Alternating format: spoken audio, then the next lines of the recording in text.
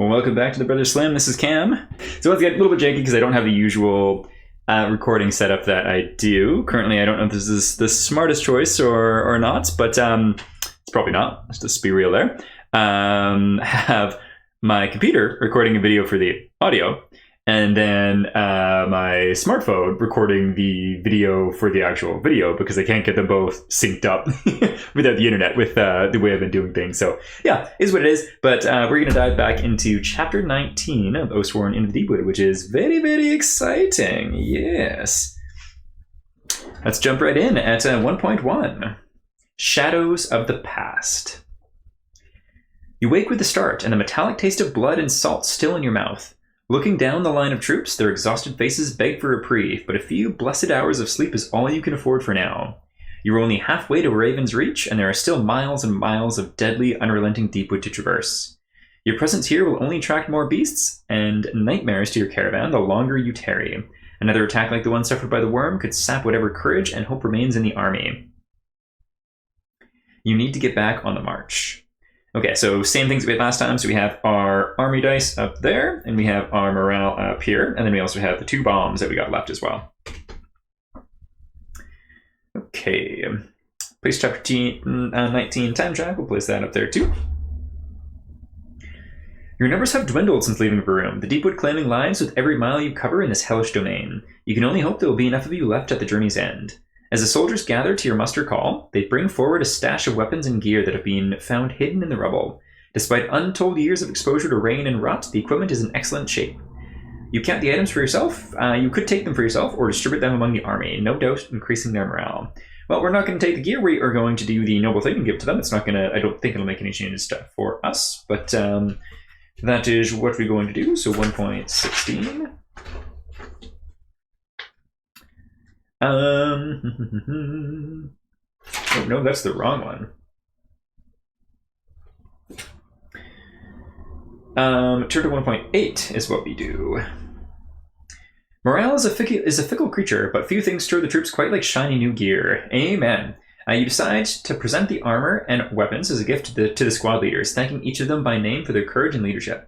The gesture has its desired effect as the soldiers break in their new equipment with smiles and bright banter, a brief distraction from the dangers that lay ahead. The truth is, you will most likely be salvaging those weapons from their dead bodies before long. Indeed. So we're already topped out, so we don't get any stat there, but it just felt like the right thing to do. Okay, turn it to 1.9. The rustle of weapons and thudding of boots into green muck herald the caravan's departure from the Salt Tower. Your most precious cargo will be under your charge for the remainder of this journey. Taking 3 dark iron chains, you haul the witches to their feet. Betrayed keyword. We do not have betrayed. So 1.3. Still under the effects of the Aether, the young Thracian witch Aurelia is the most compliant of the 3.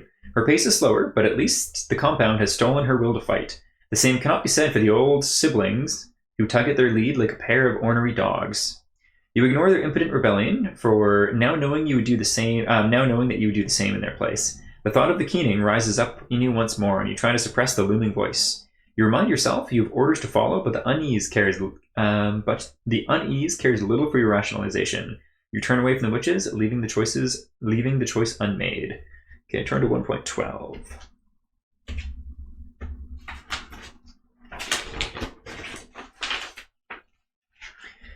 Preparations complete. Your eyes scan the shadows, searching for signs of lurking predators as the last of the caravan step once again into the Deepwood. Turn to 1.14. Add a time to the time track. Done dealio.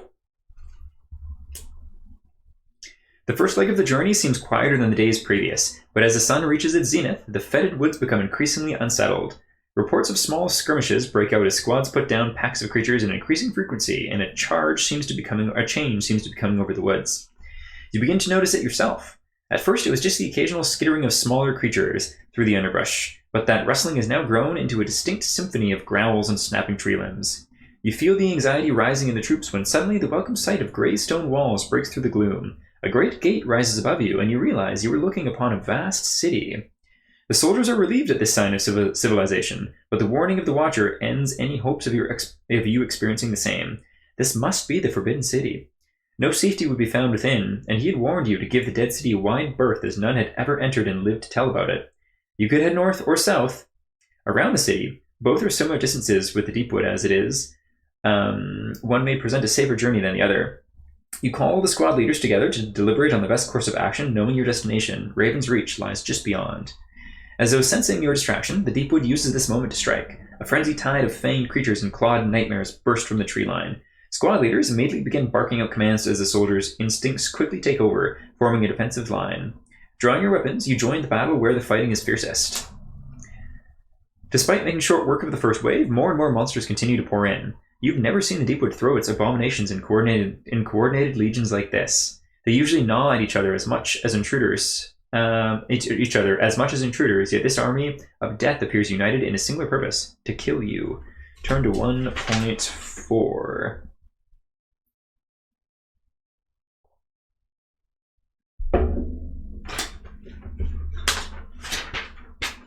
You are forced to give ground under the press of beasts and rabid snapping jaws. If you do not do something quickly, this will be your last stand. Stealing a glance over your shoulder, you eye the giant metal gate of the Forsaken City. Perhaps you stand a better chance against whatever awaits you in there. Oh man. I mean, like, from a story standpoint, it probably makes sense to stand your ground. But we gotta enter the Forbidden City. Like, absolutely we need to. What's in the city? I need to know. 1.13. Let's do it.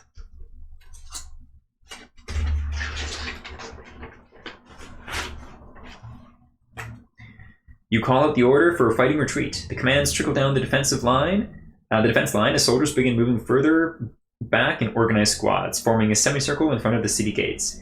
Freeing yourself from the combat, you reach for a way to open the tall iron gates, but find none. No handle, no lever, no front door. Turn to 1.10.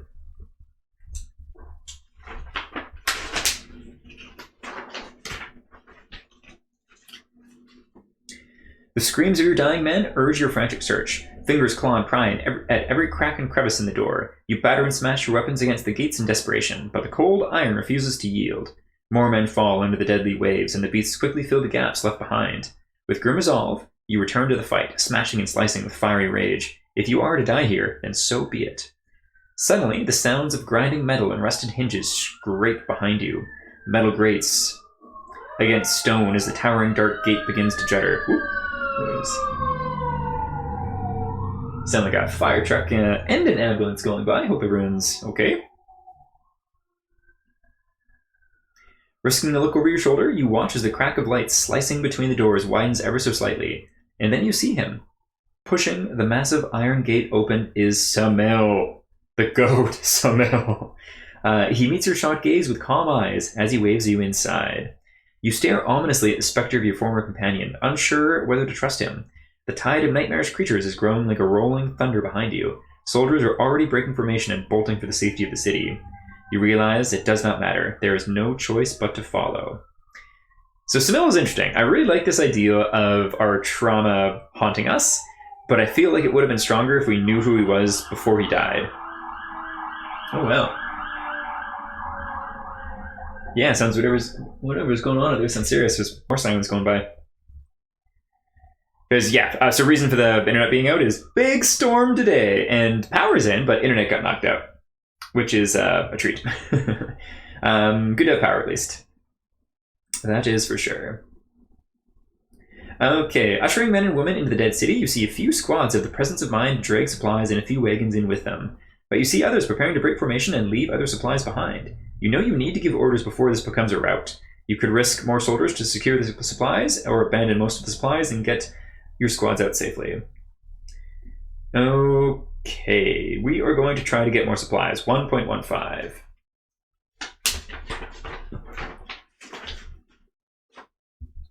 Bellowing commands above the melee, you order your troops to hold ground until the wagons are through. Seeing the uncertainty in their eyes, you plunge back into the fray, shoring up the line. Shoulder to shoulder, your men stand with you as the first wagon is hurried through the gate. With the first wagon secure, you appraise the battle. There are still more supplies that have not made it through the gate, yet the flood of monsters rises. Suddenly, a soul-rattling shriek shakes the air, stabbing at your eardrums. Something massive is approaching. Wait for another wagon. Maybe we'll get a look at this thing too. 1.6.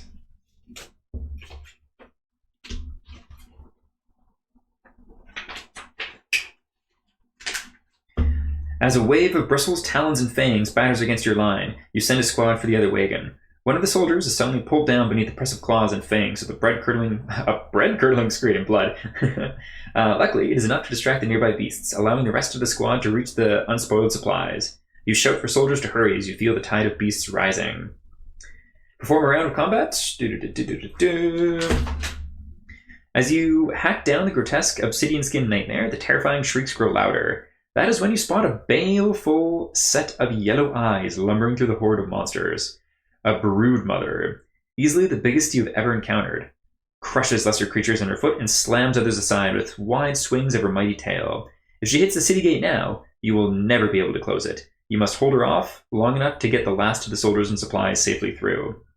At the last moment, you disengage from the battle and dive through the gate just as it slams shut. The thick iron doors crunch into place with a thunderous clang. Any supplies left on the side of the door are lost forever. Cool. I like the use of recurring monsters here. So obviously using the worm to last fight, and then having the first monster that you ever fight against, which is basically the tutorial monster, be like turned into a little mini story thing. That's cool. I like it. Getting to your feet, you hear the muted cries and deadly claws fiercely racking at the tall iron gate. The sound is oddly muffled, as though the city itself is refusing to be disturbed by anything outside. The thick doors and high stone walls will be enough to hold back the storm, at least for now. Looking into the tired, frightened faces of your army, one is suspiciously missing, Samil's. You know what you saw, although it is hard to believe. Whatever the truth about Samil, you know you were alive because of him. Returning your gaze to the city, you find a forgotten realm of derelict buildings, wreathed in a low-hanging fog. An eerie silence hangs over the jungle of stone and timber like a cowl, oppressive and thick. After ordering the troops to hold their positions, you ascend the gatehouse tower to take in a wider view of the overall landscape. From the elevated vantage point, you look out upon a sea of fog, broken only by the dark silhouettes of buildings, towers, and decorative columns. Even through the obstructed view, you can tell the city is larger than Barum, and will take several days to cross. While discussing your options, a member of your group discovers an odd cylindrical object laying among a pile of rags. A piece of glass caps each end of the cylinder, and as you lift the object to your eye, you suddenly see the world far off in the distance as though it was just before you. The device is truly unlike anything you've seen before, and with it you were able to gather just how truly massive this dead city is. If you hope to make it to Raven's Reach, you will need to find a way through. Peering through the new device, you carefully survey the layout of the city below, noting major landmarks. The most obvious of which is a wide chasm marring a large portion of the city, its jagged edges stabbing down into an abyss. You also find pockets of Deepwood rising above the cloud bank, where the foul trees must have gained purchase. Among the scattered remains of damaged buildings, the fog also appears more dense in some areas and writhes like a living thing that makes your hackles rise. Searching further afield, you seek out any city gates that may provide a point of exit, but you find only one. Far off on the other side of the city, you can barely make out the gatehouse that is now your destination. Open journal to page 68 and 69. Fun times. 68 and 69. Ooh! Beautiful! The Forbidden City! I'm really stoked to get a map of the Forbidden City, even if it is just a little mini one. Awesome. Awesome, awesome. Per time token. Cool. Well, let's put this here, and then I'll probably just read off camera.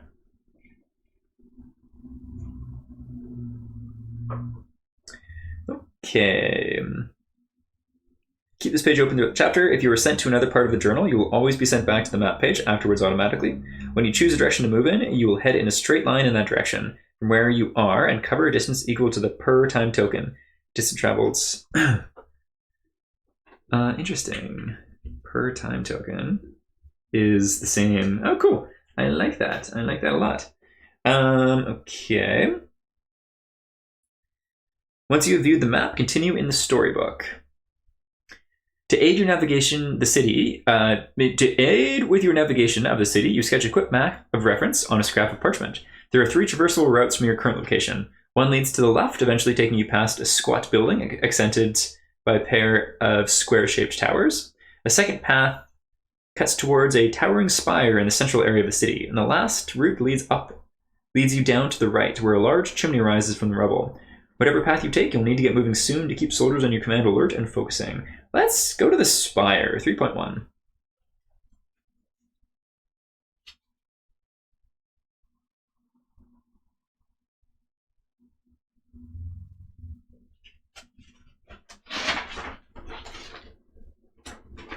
Add a time token to the time track.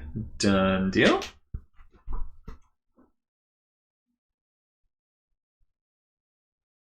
You lead the column down a broad street lined on either side by rows of 3- and 4-story buildings. The stonework accenting the avenue and homes is beyond any skill you've seen before.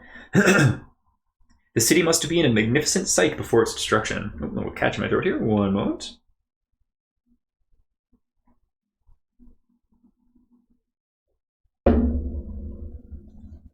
The buildings have a more ornate design than those of a room. They also appear far more ancient, yet the glass in the windows of these homes is near perfect. It is perfectly clear, not warped like those you were used to. Nearly every window you pass is filled with expertly crafted furniture, seemingly untouched by time. Looking down a side alley, at a distance, you can see shapes lying on the ground. You've seen enough bodies to know they are corpses. You knew the city was long dead, but can only wonder why. Continuing along, the quartermaster approaches you and raises his concerns about your dwindling supply situation. Much was lost during the last attack. Perhaps it makes sense to scavenge through the homes here for anything. Let's send a few squads into the houses. 3.2. You order a squad of troops into a home to find supplies while you maintain security outside. Not long after, you hear shouting and a pair of soldiers bolt from the building. At first, they do not respond to your questions, seemingly in shock. A slap to the face brings one back to attention, and you finally get an answer. It took them, the soldier tells you. Pulled them into the dark like they were nothing. It all happened so fast. The terrified men are unable to explain what it was they saw. Grabbing some torches, you search the home yourselves, but find no trace of the squad or whatever took them. Oh, creepy! While the search of the home does not yield any food for sustenance, you do find some old lanterns. The city may appear empty, but your instincts tell you that something else lurks here, and it has everyone on edge. Yeah, I just got a little shivers. Come nightfall, you suspect it will only get worse, and these lanterns might come in handy. Lose 1 squads, we're down to 14. Turn to 5.1.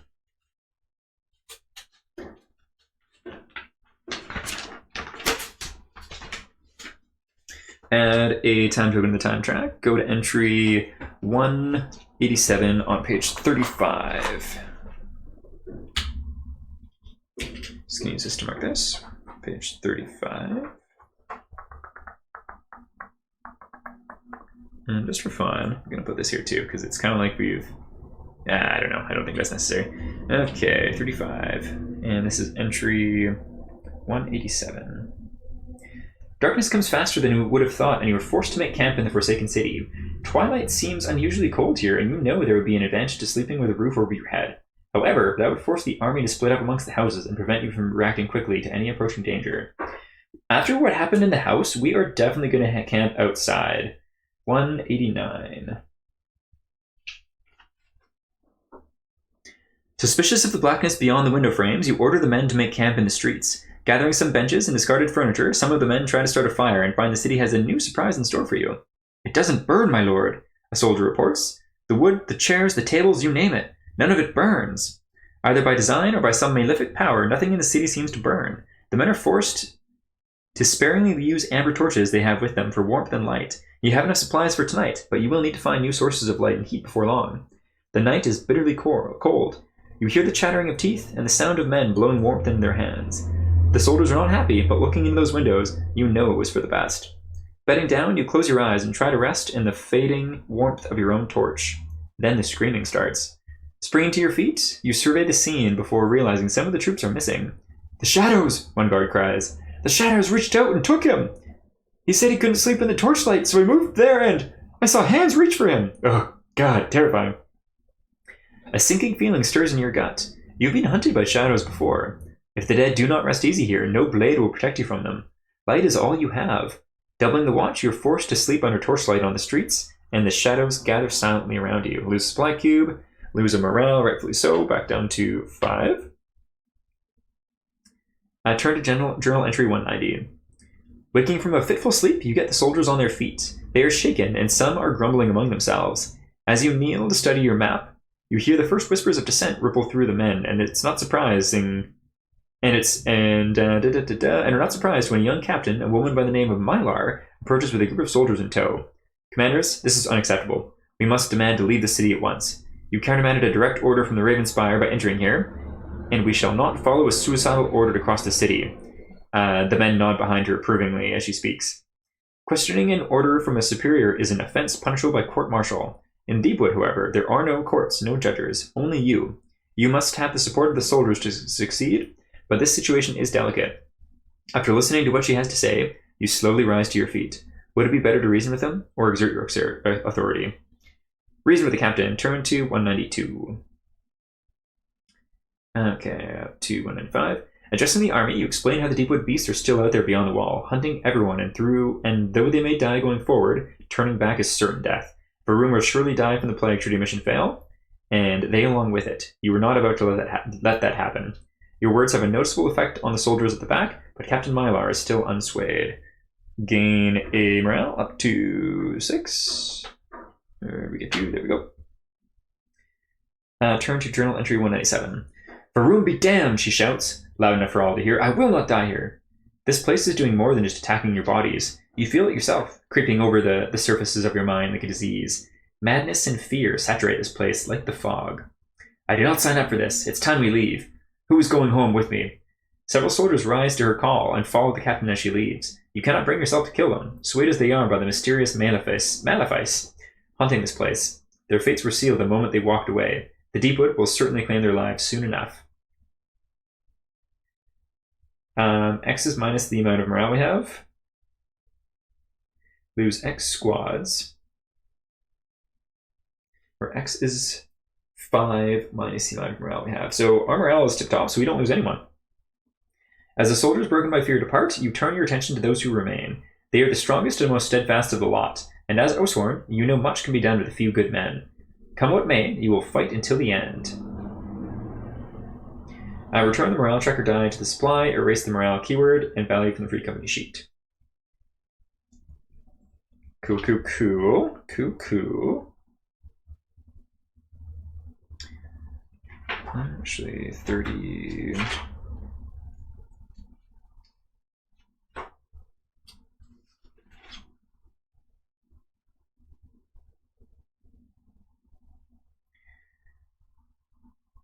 return to journal 68 and 69, and then return to the storybook. Where were we in the storybook?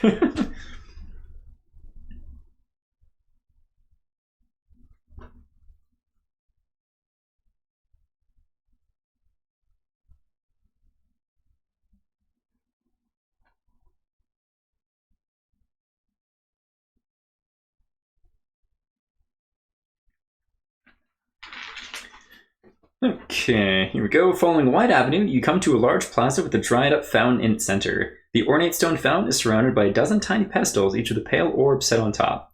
Only in the most affluent districts of Sestertia have you seen such places where water is made to flow freely. Moving closer, you suddenly see Samil, casually sitting beside one of the pedestals. You watch as your dead companion stretches out a skinny finger to touch the orb, and it immediately begins to radiate a brilliant luminescence of soft warmth upon the area. With a wry smile, he looks into your eyes and pushes the orb from the pedestal. It hits the ground in the explosion, a blinding light, stunning and disorienting you. When your vision finally returns, Samil is gone. Carefully picking up a few of the orbs, you manage to illuminate them by twisting their glass lids. What exactly causes them to emit light is a mystery, but there is clearly something wondrous about this dead city. With enough of these orbs, you should be able to hold back the encroaching shadows. You have no idea how Samil knew about them, but once again, he seemed to appear with help just when you needed it. Gain 2 supply cubes. Okay, and light will help us be protected. Good to know. As you survey the landscape, the fog is lighter here, allowing you to spot the 3 landmarks you noted on your map. It appears as though the square towers and the massive chimney are about the same distance from your current position, while the spire, to where the center of the city, is further away. Let's head towards the spire. That's definitely what I'm most curious about. 7.1. Add a token to the time track. The push towards the towering spire passes in silence, the ornate building standing in quiet vigil over your intrusion. As you round a corner, you are face to face with a thick wall of thorny underbrush and crooked tree limbs, the Deepwood.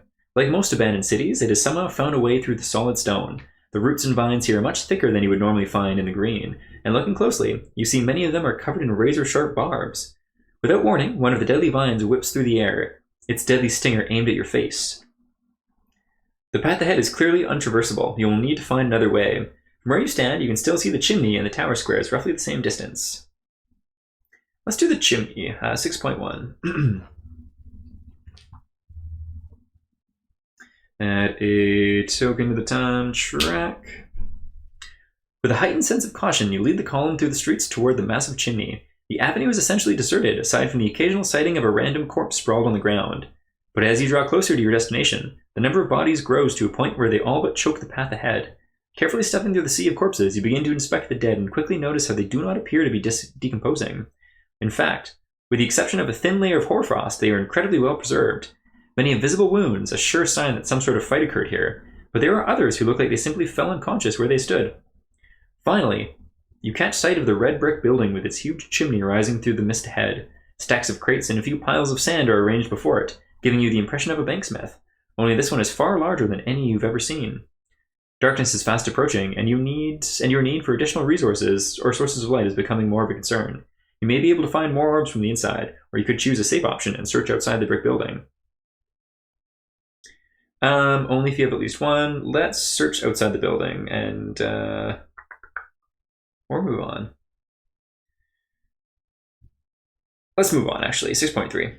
You decide you've been... Oh, you know what? No, this is a banksmith thing. Let's check it out. 6.8.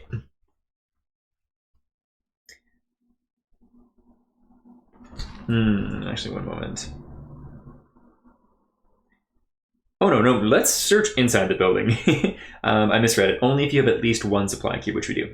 Search the building, turn to 6.7. You strike flame to a few of the remaining ember torches and head inside the building. The sight of a massive furnace and huge smelting cauldrons quickly confirms that this was indeed a banksmith. At least 20 smiths could have worked here at once. Looking around, you try to find anything of use. 6.9. You order the search parties into tight groups, ensuring everyone stays within a small circle of torchlight, and after opening a few crates, you manage to find a number of undamaged orbs. Continuing through the old forge, you also find a large rack with weapons and gear still neatly arrayed upon it. 6.3. You decide you've been here long enough and think it best to move on. Luckily, the red brick building is built on a hill, so you were able to spot a few of the city's landmarks. The large spire is easiest to find, rising from the center of the city. Far in the distance and to the right, you can make the gatehouse you were heading towards. The only landmark you cannot see here is the pair of towers. Head towards the spire, 9.6.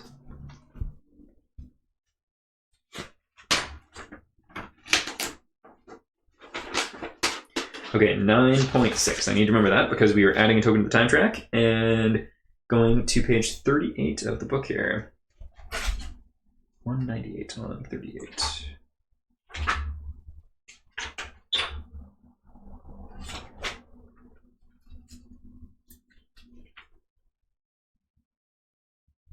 Okay. Setting up camp for the second night, you check your supplies to see if there are enough sources of light to keep the shadows at bay. Okay, we do have at least 2, so 201. Leaves 2 cubes. You establish a large enough area of light to protect the soldiers and set up a rotating watch to ensure the light never diminishes. Throughout the night, the army is on edge, half expecting a shadow to crawl over at any moment. 202. If you succeed, go to 203. Okay. You notice a group of soldiers at the edge of camp suddenly stand and stagger toward the main source of light. Looking into their eyes, you can see their minds have been taken over by the shadows. One of the soldiers raises a weapon, threatening to destroy the light, but your swift reflexes prevents the catastrophe. You strike the man down and quickly round on the other afflicted soldiers, felling them with merciful weapon blows. Had they extinguished the light, you could have all been dead by morning. Lose 1 squad. Dark. Very dark. After pushing the soldiers' corpses toward the shadows, you return to your bedroll. Somehow, what controlled their minds had known to go for the lights. This place just keeps getting worse.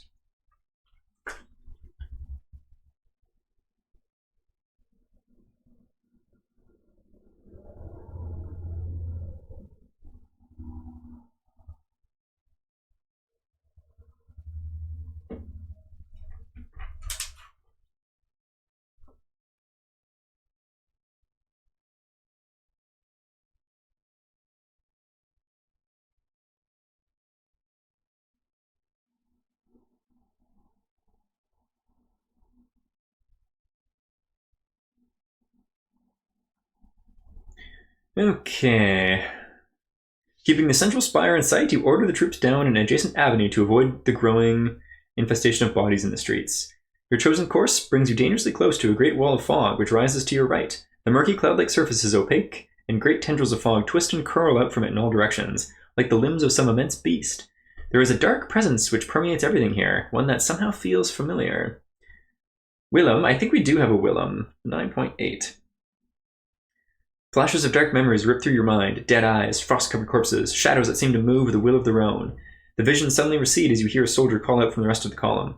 Quickly moving down the line, you find a group of soldiers struggling to fend off Willem. The young squire, the young squire, has his sword raised high, prepared to deliver a killing blow. The look in his eyes tells you everything. You've seen that same wide-eyed stare of empty malice before. Willem has been taken by the Shadow Man. Let's stun him by smashing a light. Remembering that what Samil had shown you, you tightly close your eyes and smash a light orb into the ground just in front of your ally. The bright light flash and that follows stuns you for a few seconds, but you quickly recover and find them on their knees, gasping for breath. Thankfully, they are now also freed from the Shadow's influence.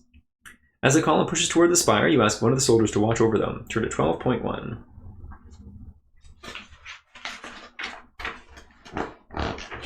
It's just a piece of art for this place that we're into. Very cool. 12.1. Add a time token that we shall.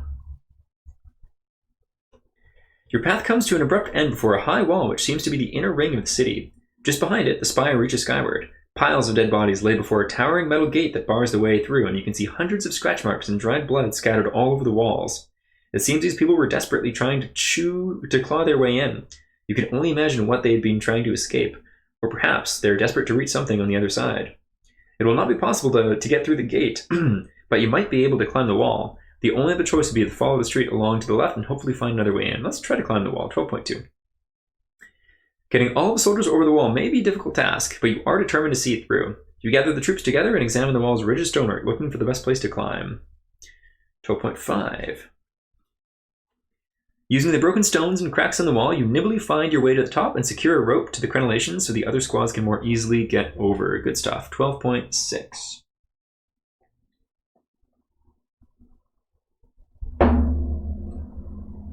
The squad starts scaling the wall, which becomes an arduous process, as they are no experienced climbers.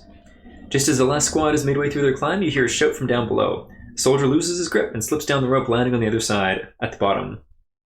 You hear the snap of bone from where you are. Both men have broken legs, and the city is no place to get an injury. You think about your next order. You can leave the men or try to take them with you. Let's try to take them. 12.4. You refuse to leave anyone behind. Climbing back down the rope, you extend a hand to the fallen soldiers and begin lifting them to safely. It takes time to splint their broken legs, but the grateful look on their faces is crucial to keeping the troops' spirits up. Morale is just as important behind these walls as it is in the Deepwood. You may be slower, but at least they will be able to stick it with you. Okay, that's another token to the time track. And turn to 15.1.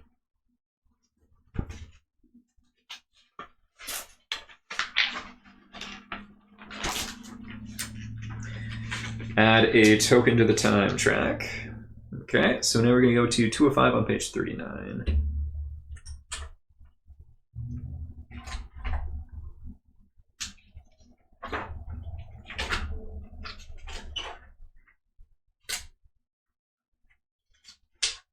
Seven, 39, and this is 205.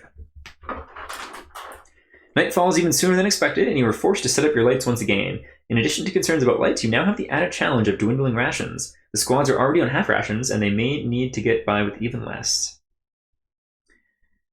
Okay, alright, 208.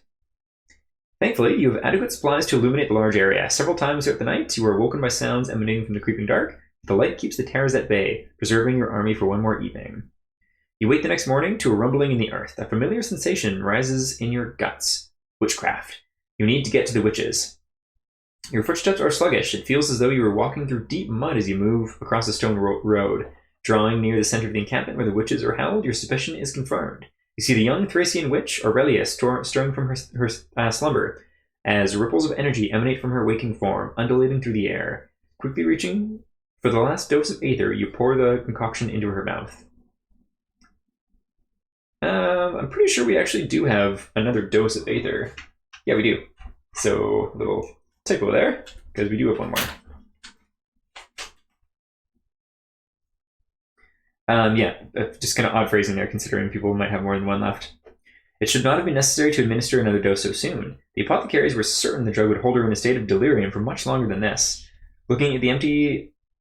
yeah, it's not an empty satchel. I only hope this dose will last you until you reach your final destination. As you gather the troops, a suspicion creeps into your mind that the witch may not be the only thing waking from a slumber here. It feels as if the entire city is aware of your presence now. Da da da da, creepy city. Okay. The towering spire is easily the largest structure in the city, constructed from glistening white stone. Its apex towers high above you. As you approach, the sight of a hulking object stomping through the surrounding square sends you diving for cover. The shape moves with a familiar swaying gait as it stalks the base of the spire. Though its design is more crude, the number of mutilated corpses discarded near the tower's entrance proves it is no less lethal than its more familiar cousin. A golem, like the one given to you by the Watchers, guards this spire, and you will need a plan if you hope to get past it alive. Find a way to disable it, or we were given a golem, so let's do that. 15.20.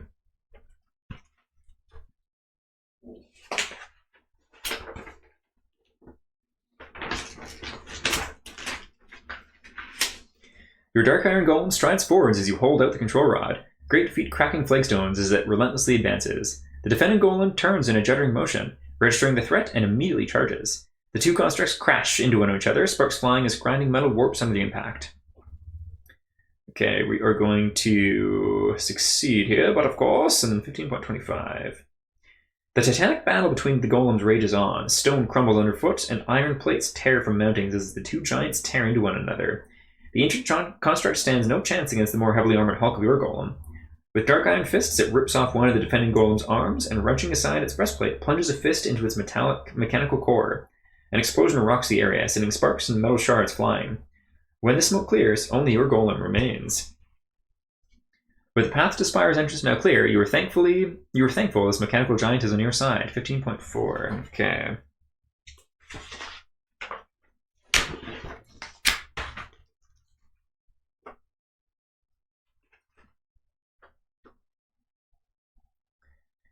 The door of the Great Spire is heavily framed in iron cogs, untouched by the ravages of time. In its center, you find a large circular disc embossed with the visage of a raven, the symbol of the Watchers.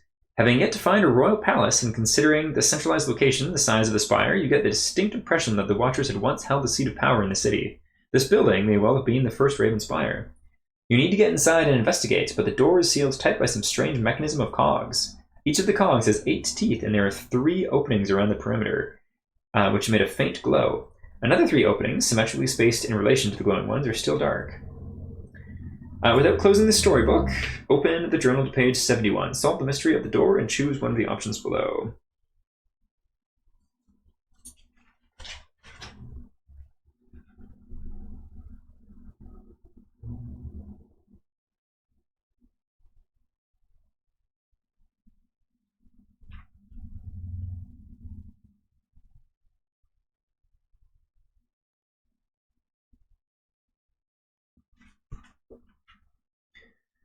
Okay, sometime later, we're going to go option 3, turn the wheel 3 teeth clockwise, turn to 15.7.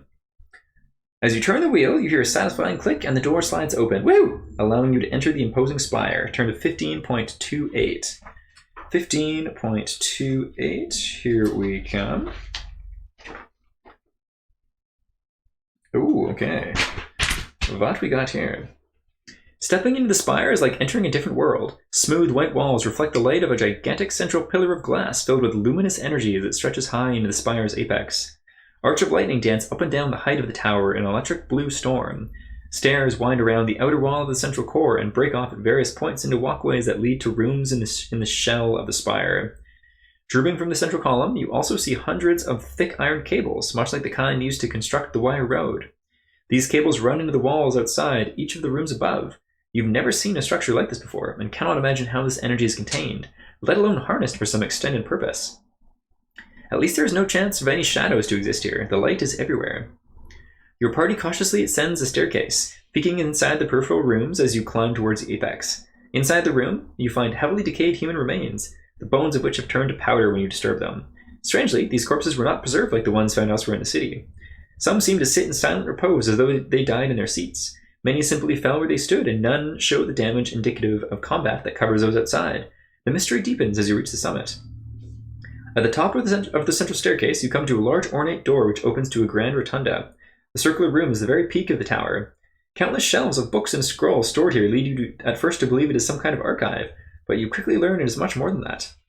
Devices and mechanisms of manifold form sit atop richly carved tables, and other strange machines hang motionless from metal armatures attached to heavy bases.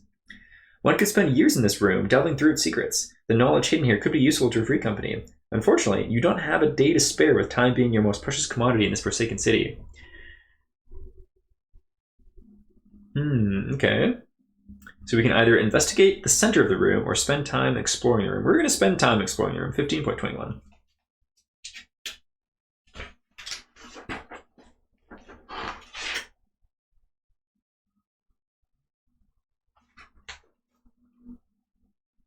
You want to search the room, confident that you will gain something of value here. Even with the little time left to spare. Indeed, we don't have much time, but we are very curious about this place. 15.5. Okay.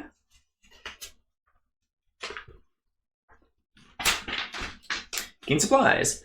As you search, you can see every discipline represented in experiments and records. Alchemists, botanists, apothecaries, banksmiths. Those that worked here were clearly very skilled. Laid atop one table, you find a series of handwritten notes. Excuse me.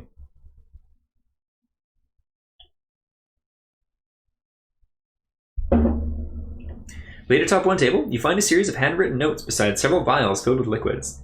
The notes explain how mixing the various vials together can create either an analgesic effect or a parousia in the resulting tincture. You are sure you've heard the word parousia before somewhere. Judging from the amount of liquid in the vials, there's only enough for one attempt.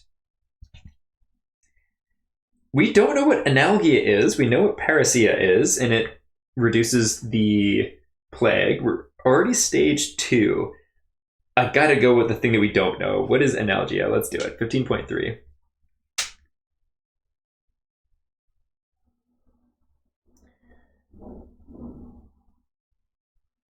What? So that's just... Okay, what is this then? 15.12.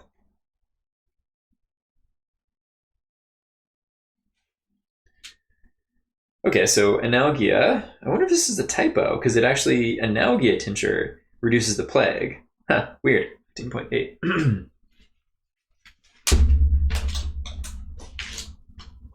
Heading deeper in, you find a raised dais and large desk upon it. You had found no other occupants in this room, but here you see a solitary figure cloaked and cowled, the unmistakable form of a watcher. The watcher does not move as you step up onto the dais, and as you approach the desk, you see why. The watcher is dead too, one skeletal hand resting eternally on a book in front of it.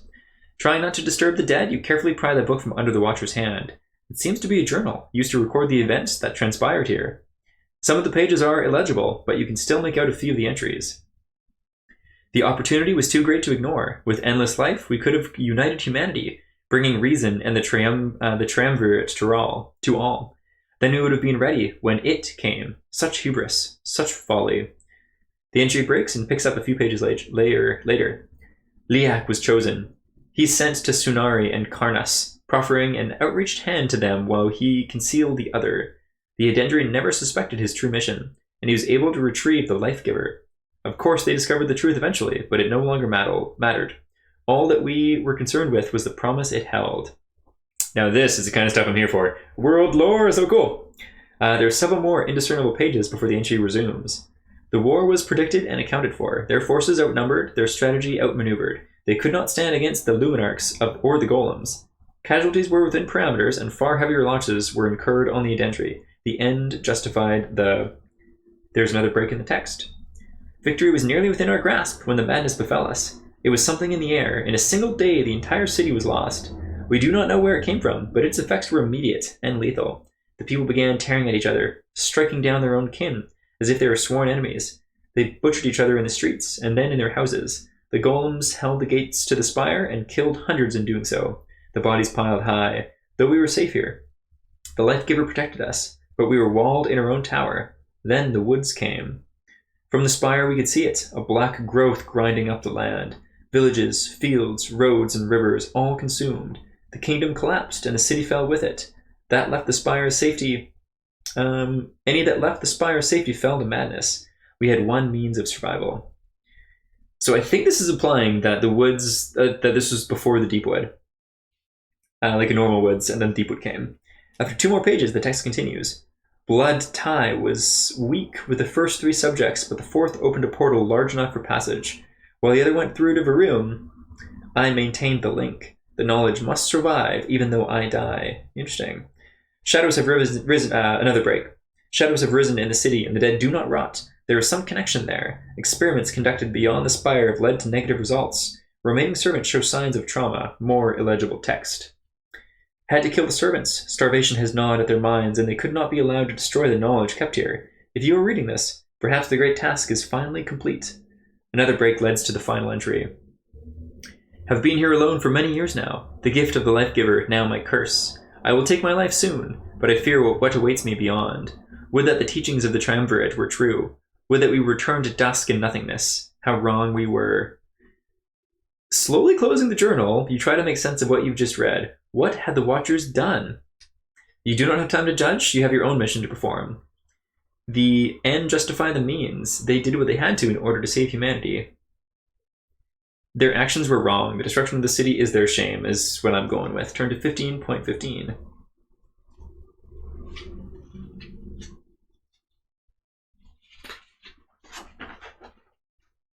Okay, turn to 15.19. That's just to get tokens. Before leaving, you inspect the deceased Watcher more closely. Slowly, pulling back the cowl, you find its skin rotted away. Apparently, whatever forces are responsible for preserving the corpses outside the spire have no power here. The skull you see is vaguely human, but there is something else to it. It seems deformed, and green marrow shows through the bone structure. Whatever the Watchers are, they are not human anymore.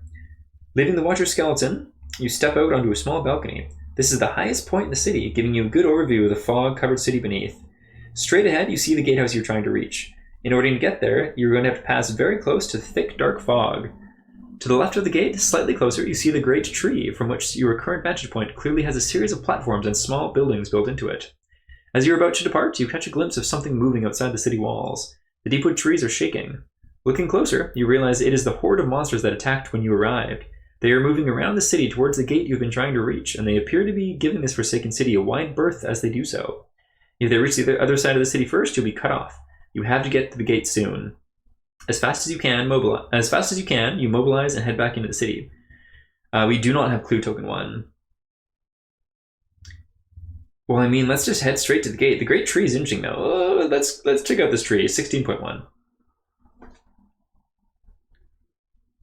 Add a time token to the track. Extra unique item is no more, but that's okay.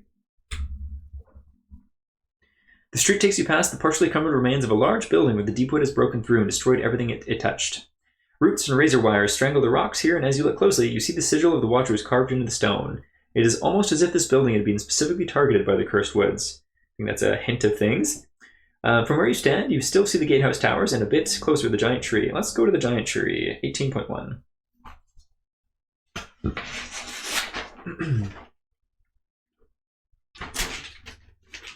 Add a time token to the time track. We are starting to run out of these.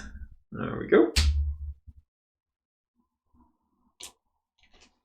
Standing before the great tree, you instantly recognize it as a witchwood tree. A huge circle of lush green grass surrounds the towering arbor, which amazingly shows no sign of the Deepwood's taint, despite so close to the encroaching rot. It almost seems like the mighty tree is somehow shying away from the cursed rot, or from the cursed forest.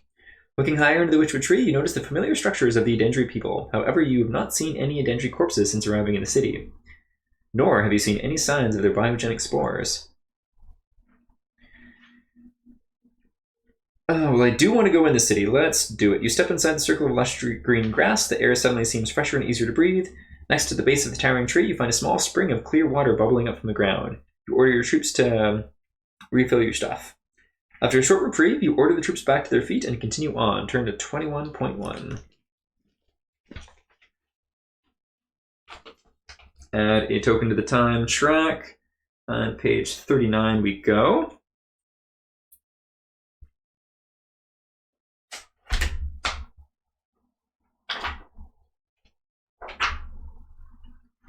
Reading 210. Setting up for your fourth night in this cursed city, you are greeted to a rare streak of good luck and find a few precious light orbs on the pedestals lining the streets. Cool. Entry 12. The supplies are set aflame and a large area is lit to protect the army. Through the night, movement can be seen at the edges of the light that keeps the squads away. More than once, you hear shouting, accompanied by scrambling feet as inky black tendrils attempt to steal unsuspecting soldiers. Luckily, their squadmates are able to pull them back from certain death. Come dawn, every soldier is accounted for, but you do not doubt your army can survive another night. Okay, 13. Something inexplainable stirs you from sleep, and you wake to find a wall of black looming before you. Ugh, creepy. At first, you think the lights have simply diminished, but quickly you realize the darkness is actually forcing back an ever-contracting circle of protection. All around you, you can make out the slumbering forms of soldiers already beyond the light. Okay, so we're down to 2 squad dice now. Calling out an order for your soldiers to flee, you sprint through the streets until the dawn drives all hints of shadow from the city. Creepy.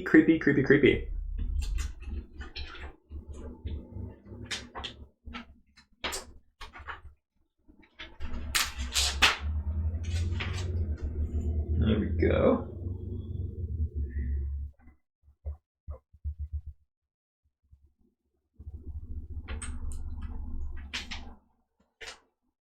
Your path brings you to a neighborhood that looks much different than the other ornately designed areas you've walked through until now. Between the rows of buildings with charred remnants of witchwood trees and edendry dwellings, the humans in edendry must have lived side by side in the neighborhood.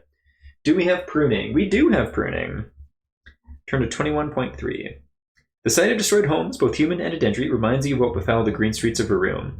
You witness the same fate suffered by this charred neighborhood in your own city. It seems it is true what they say about history repeating itself. Turn to 20.1. Add a time token to the time track. Indeed. The gatehouse looms just beyond a final row of homes. You've nearly made it out of this cursed city. Muffled sighs of relief rise from the troops when you feel a frigid breeze cut through the air. Turning to look behind, you see the great thick fog banks you've been trying to avoid moving, curling toward you. Whatever has itself wrapped around the city is waking up. Then, from the advancing fog comes a stuff of nightmares, an amalgam of shadows as large as the street. Rolling over itself to get to you, thousands of shadowy hands and faces extend out from its surface, reaching out with an all-consuming hunger. Creepy! The ground rumbles and the walls of the buildings collapse beneath its malignant touch, spraying the streets in debris. You desperately search for an alley to escape down, but the dense fog seems to come from everywhere. From the center of your eye, you spot more movement and wheel around to only see Samil, his wraith-like arm guiding you toward a path you had not seen. Having no other choice, you sprint for the open street. Running for your life, you come to an intersection and once again see Samil urging you down another avenue. You sense the dark mist gaining on you, but dare not look back as you follow your dead friend. Finally, you reach the end of the street and see the massive city gate before you, its doors barred by a thick iron beam. It will take an incredible amount of strength to move the iron beam and open the gate, but it is not impossible. Your only other choice is to climb the steps of the gatehouse and leap down in the Deepwood. Every second you delay... let's go ahead and do the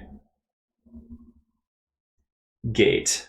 So, we have more than 5 squads, we can do it. We have an Ursus with us, or if you have the Golem ally. Let's do... We have an Ursus, we like the Ursus, let's do that, 20.2. The Ursus at your side charges forward, powerful legs propelling it to the gate. Squads are already trying to lift the giant crossbeam that bars the gate, but to no avail. Then the Ursus hits the gate, claws gripping the ancient trunk of wood. 20.7. With one final heave, the giant beam is freed. The giant gate swings open on creaking hinges as your company pushes over the threshold of the cursed city. I turn to 22.1.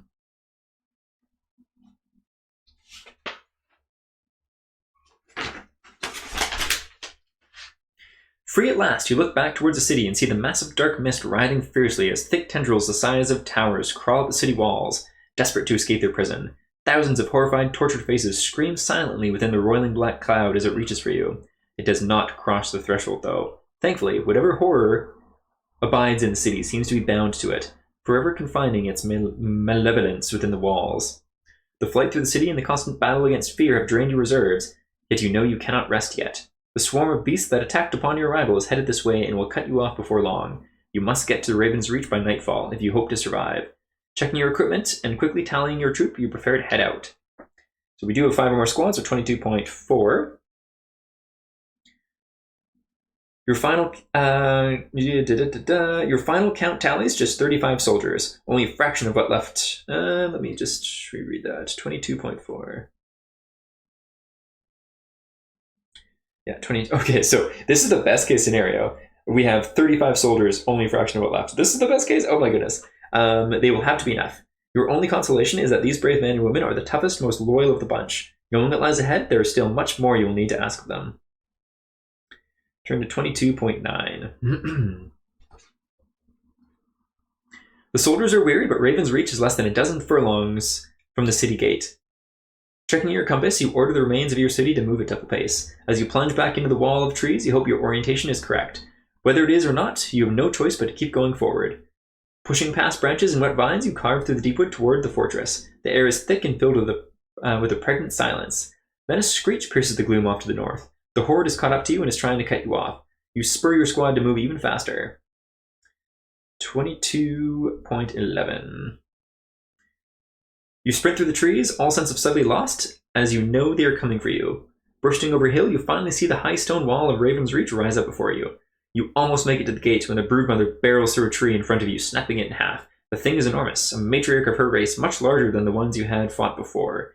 Dozens of hungry eyes writhe on its back, and sickness washes over you as the putrid stench of the thing hits you. The gate is right before you, yet the great form of the broodmother is between you and the safety of the fortress. Cedric! I think we got Cedric. Let's check out 22.3. Brandishing a knife in each hand, Cedric pushes past you. Great mother of rats, he says in astonishment. She is beautiful, and she is mine. I don't know if that rings a bell, actually. Oh yeah, we do, the Ratcatcher. Amazing. Raising both blades, a half-crazed Ratcatcher coils, ready to pounce.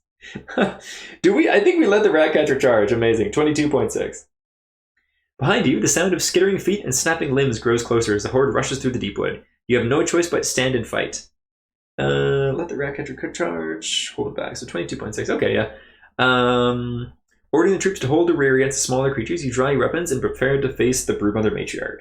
Cedric sprints, then leaps like a cat, burying his blade into the broodmother's flanks. Giant rats snap and claw at his face, but he fights them off. He slays one rat, then another, the great broodmother reeling from the wound in its side. For a moment, you think the Ratcatcher may single-handedly slay the beast, but then he slips. Hands slick with the blood, Cedric loses his grip on the embedded knife and falls from the broodmother's flank, a torrent of rats following after. You rush forward, but as he lands, he disappears beneath a wave of rats. Archive Cedric. Right, Cedric's sacrifice.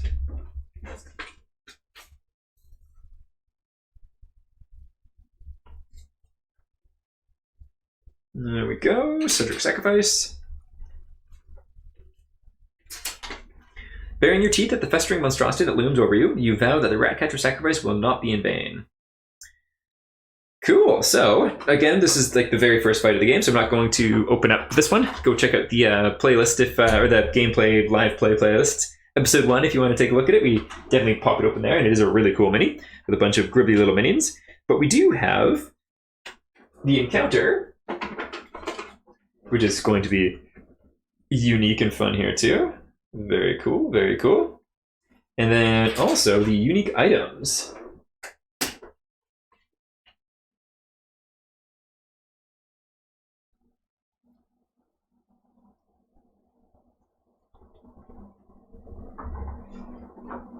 So let's see what we have here. Hopefully that's in focus because I can't really tell. Legacy of the Forgotten King. Armor plate. 6 armor. When you use a combat token, perform its effect twice. Dang, that's cool. The Ward. One-handed sword. After damage is drawn against you, you and all adjacent friendly characters gain 1 armor against the attack. Cool. Beautiful artwork there too. Mirror shields. 2 armor. Force the enemy to redraw 1 might card. If the redraw is blank, the enemy loses 1 health. Dang, that's cool. Heart of Winter. I'm going to say that this is a potato. After you draw damage, remove any amount of fire/water tiles from the border and add 1 damage for each tile removed. Oh, that's cool. So very witch-focused. Death Shroud. That's neat. So light armor. Lose 1 health to ignore the damage against you. Cool. And that's it. Those are neat. Very cool indeed. Cool. Well, let's do the epilogue here. The Broodmother Matriarch is dead. The corpuscular stench of its ancient cadaver is enough to turn your stomach. The death of the thing seems to have scattered the rest of the creatures, though you doubt that they will retreat for long. Without pause, you order your men inside. While your troops bind their wounds and clean their weapons, you take stock of the fortress. In the inner bailey, you find an array of long-forgotten armaments, luckily still usable. You will also inspect the remaining defenses. You find them in a state of disrepair that should hold, even after all these years. Most importantly, the walls are high and still intact. This is a good place as any for a last stand. It seems the Watchers chose wisely. The entire fate of a room now rests on your shoulders. Within the walls of Raven's Reach, you must make ready to unleash the Keening. As preparations begin, you can already hear the skittering horde rising in the distance. They are coming. Da-da-da-da! Crazy! Yeah, so we are in the endgame now for sure. So tally, loot, and level. Instead of drawing 4 common items during looting, gain any 8 common items from chapter 20 common item deck. Cool. Very, very cool. So next up, and likely with the usual camera setup, not saying that the usual camera setup's very good anyways, but I think it'll be better than how this has been at least, especially for editing it, but that's fine. We'll dive into chapter 20, the last stand, second to last chapter of this game. Very exciting. Well, thanks for tuning in. Thank you for joining very much, and we'll catch you next time on the Brother Slim. Take care. Bye.